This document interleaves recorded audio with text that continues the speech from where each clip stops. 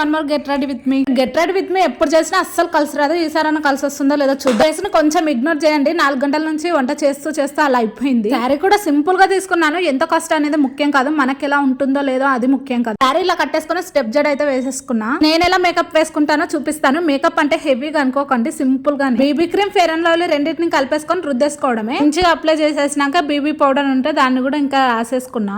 శారీకి మ్యాచింగ్ గా గాజులు అయితే తీసుకున్నాను అనమాట. ఇంకొక చేతికి 4, ఒక చేతికి 3 అయితే ఇంకా వేసేసుకున్నాను. కంప్లీట్ అయిపోయింది అనుకునే ఆగండి. ఇప్పుడు ఇంకా స్టిక్కర్ ప్లెయిన్ గా ఉందని స్టిక్కర్ ని కూడా చేంజ్ చేసేసుకున్నా. స్టోన్ స్టిక్కర్ అయితే పెట్టేసుకున్నా. ఇంకా అన్నిటికన్నా ముఖ్యమైనది అమ్మాయికి కుంకుమ కదా, ఇంకా దీన్ని కూడా పాపిట్లో నుదుట్లో అయితే పెట్టేసుకున్నా. ఇంకా అంతే, సింపుల్ అండ్ ఈజీ మేకప్. ఎలా ఉందో కామెంట్ చేయడం అస్సలు మర్చిపోకండి. ఇంటి ఫ్యాషన్ గా గ్రాండ్ గా మంచి జ్యువెలరీస్ అన్ని వేసుకుంటేనే లైక్స్ కామెంట్స్ కొడతారా? అలాంటి వాళ్ళకి కొట్టారా? అలాంటి చిన్న ఛానల్స్ ని కూడా కొంచెం సపోర్ట్ చేయండి. మా పిల్లలకి మ్యాచింగ్ గా ఉంటుందని సరే అయితే కట్టుకున్నా. ఎలా ఉందో కామెంట్ చేయండి. ఉంటాను.